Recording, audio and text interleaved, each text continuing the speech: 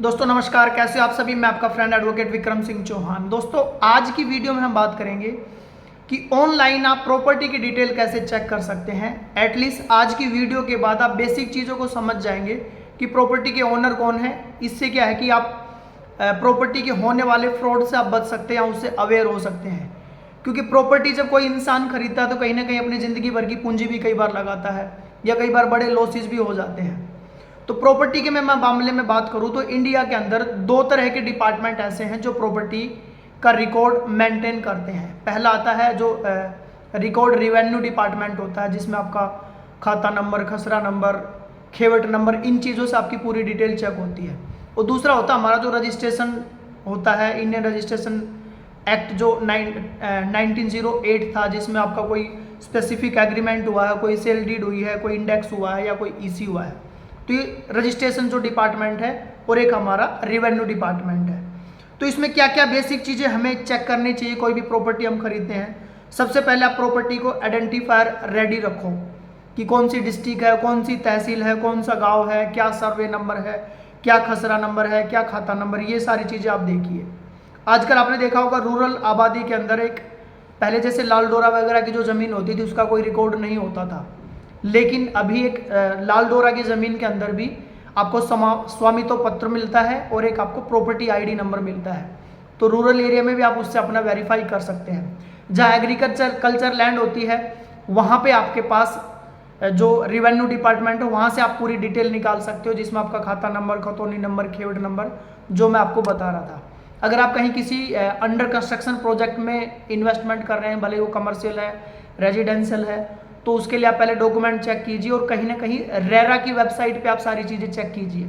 क्योंकि कोई भी बिल्डर या कोई भी कंस्ट्रक्शन होता है आज के टाइम पे पहले उसका एक CLU लेना पड़ता है, चेंज इन लैंड यूज। उसके बाद उसको रेरा से प्रॉपर अप्रूवल लेना पड़ता है। रेरा की वेबसाइट पे अपना लाइसेंस नंबर डालना पड़ता है, अपने प्रोजेक्ट की पूरी डिटेल डालनी पड़ती है, कब तक पोजेसन देंगे, क्या डॉक्यूमेंटेशन है, क्या सारी चीज़ें वो पूरा वहाँ पे उनको डालना होता है। तो अब हमने मोटी मोटी 4 चीज़ों के बारे में बात करी। एक रिवेन्यू डिपार्टमेंट, दूसरा आपका रूरल एरिया में जो आपका स्वामित्व पत्र या आपका प्रॉपर्टी आईडी नंबर होता है, तीसरा आपका रेरा हो गया, और चौथा आपका अगर रजिस्ट्रेशन हुआ है कहीं पे इंडियन रजिस्ट्रेशन एक्ट 1908 के थ्रू कोई एग्रीमेंट या कोई अपना सेल डीड या इस तरह का ECS वगैरह, EC वगैरह आपका कुछ हुआ है। दूसरा, हर स्टेट के अंदर एक लैंड रिकॉर्ड पोर्टल बना हुआ है। जैसे मैं हरियाणा की बात करूँ तो जमाबंदी के नाम से जब आप गूगल पे जाके सर्च करेंगे तो वहाँ पे एक वेबसाइट ओपन होती है। तो वहाँ पे आप किसी भी व्यक्ति के नाम से, उस खेवट के नाम से, खाता नंबर के नाम से, वहाँ पे आप जैसे पहले स्टेट आपने सेलेक्ट किया, फिर आपने डिस्ट्रिक्ट सेलेक्ट किया, फिर उसमें आपकी तहसील सेलेक्ट करी, फिर आपने आपका विलेज सेलेक्ट किया, उसमें भी व्यक्ति के नाम से, खाता, खेवट, इन सारी चीज़ों के नाम से भी आप वहाँ पे अपनी पूरी डिटेल चेक कर सकते हो।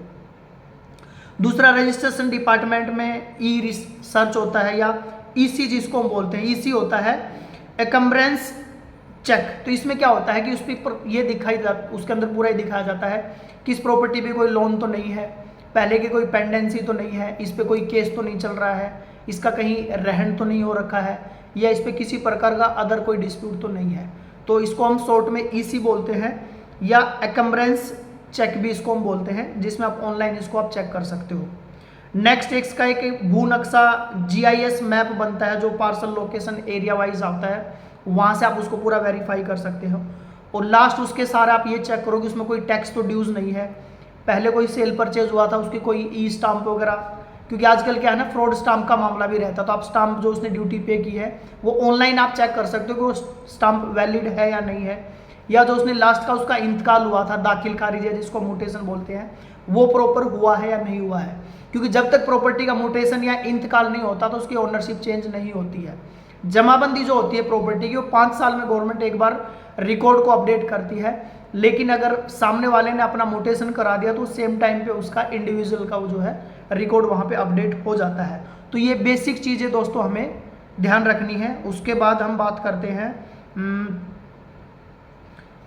क्या क्या चीज़ें आपको ध्यान रखनी हो, मैंने आपको बता दिया। जो आप EC आप चेक करते हो, एकम्ब्रेंस जो आप डॉक्यूमेंट्स का सर्च करते हो, चेक करते हो, उसमें लास्ट 30 ईयर्स का आप अपना पूरा डेटा चेक कर सकते हो। तो ये मोटी मोटी डिटेल थी दोस्तों। आप जो ऑनलाइन प्रॉपर्टी से या कोई भी आप प्रॉपर्टी खरीदते या कोई इन्वेस्टमेंट करते तो उससे पहले आप ये सारी चीज़ें चेक कर सकते हो। नेक्स्ट वीडियो दोस्तों आप किस टॉपिक पे चाह रहे हैं प्लीज़ कमेंट बॉक्स में मेंशन कीजिए, हम उसी टॉपिक पे आप साथियों के लिए वीडियो लेके आएंगे। और आप अपना प्यार और आशीर्वाद ऐसे बनाए रखिए। अगर आप पहली बार हमारे चैनल पे आए हैं तो प्लीज़ चैनल को लाइक, सब्सक्राइब और शेयर कीजिए। जय हिंद, जय भारत, वंदे मातरम। Thank you very much.